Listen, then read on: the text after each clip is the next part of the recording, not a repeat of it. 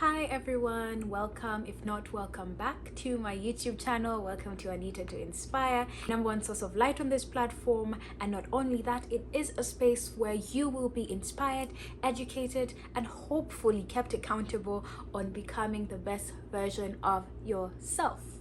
Yes, I am looking for an intro.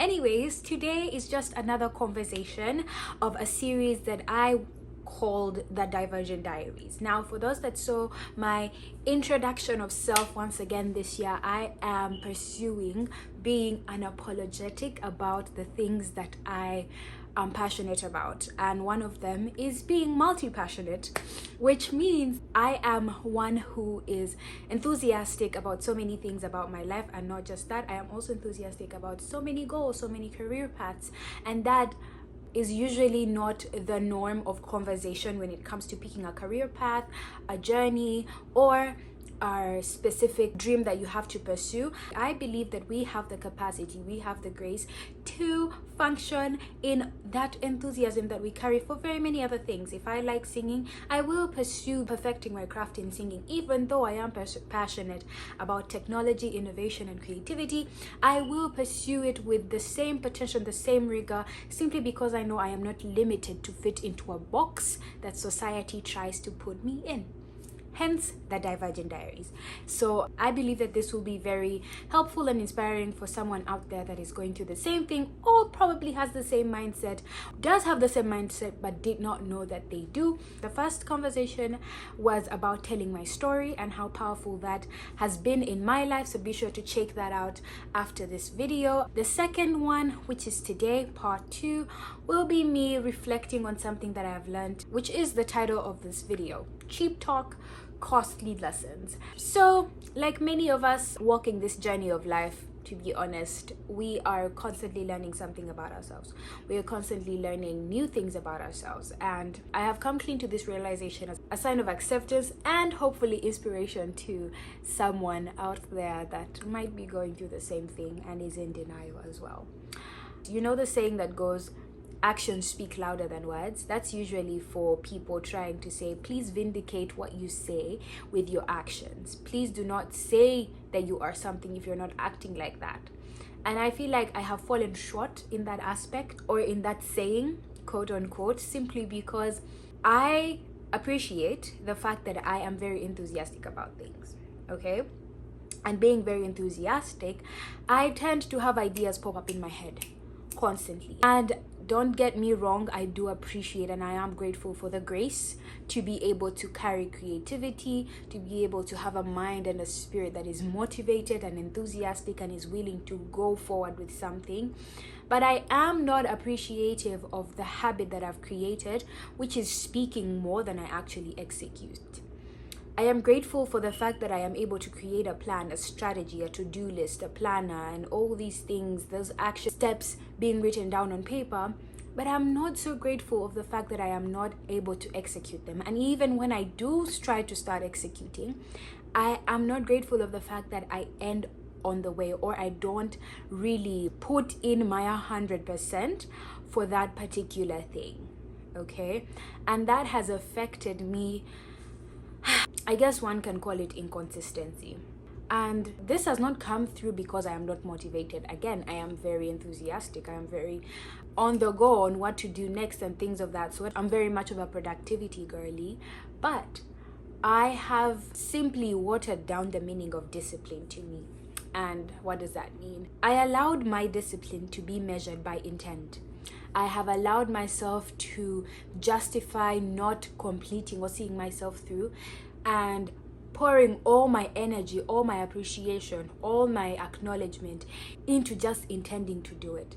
And the fact that I intended, the fact that I have this strategy in a Google Doc, the fact that I have this to-do list in my notes app is what I channel my energy towards. In simple terms, I spend much more time planning than I do executing.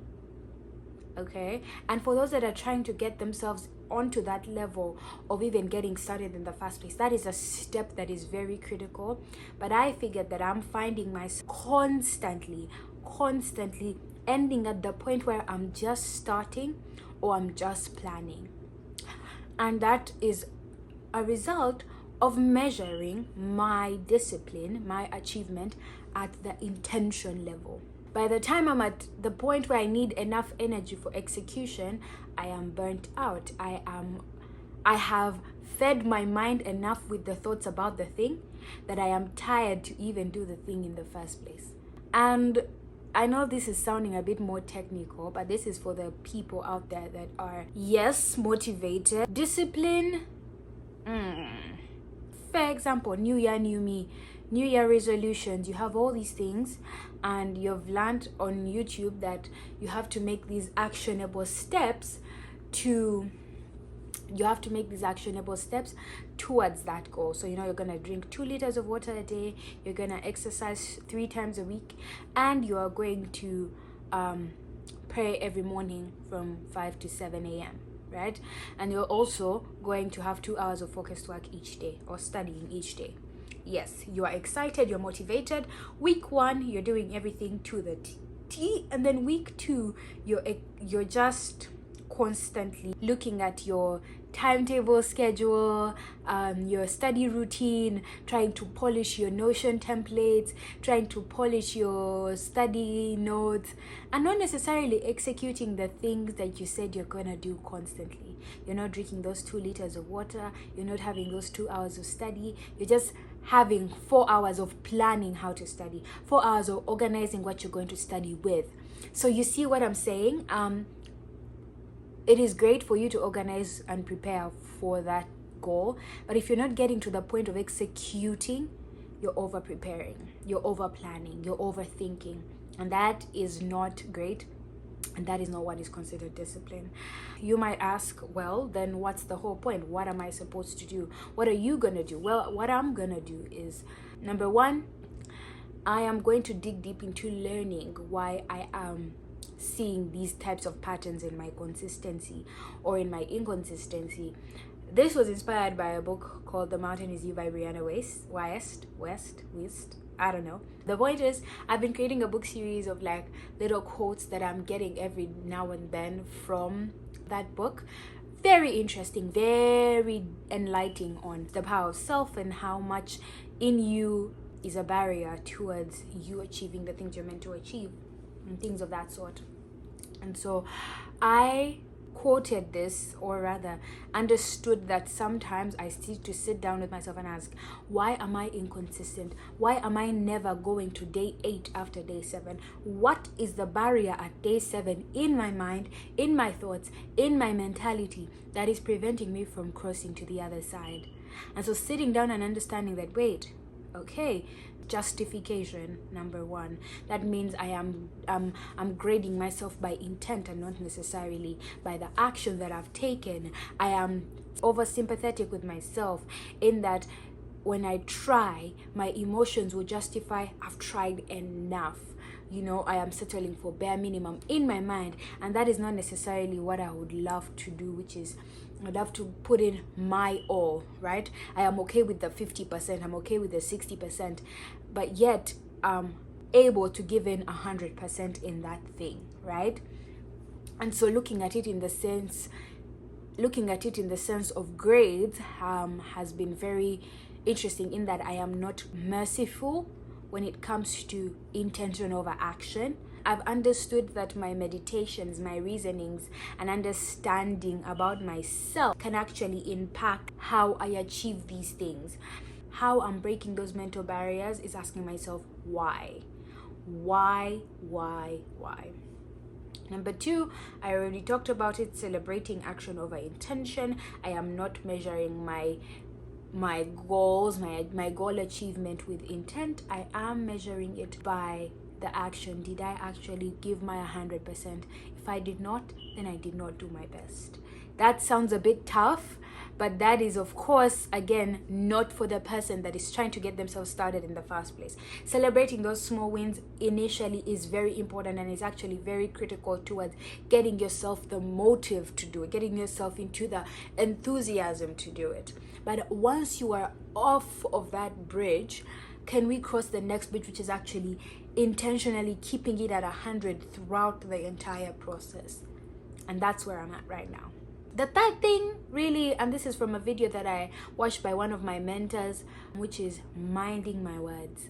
I have to limit how much of a concept I speak before execution. And this is not in a selfish demeanor, in that I am not sharing, I'm scared that people are gonna watch my moves or things of that sort. I am not one to think that way, but I am one who understands that sometimes I have to give myself that reprimand, that you're either sharing as a documentation of your journey, or you're sharing as a celebration of a milestone and nothing else. Your idea side is not going to be a celebration to you anymore, because you're past the point of trying to get into that ideation.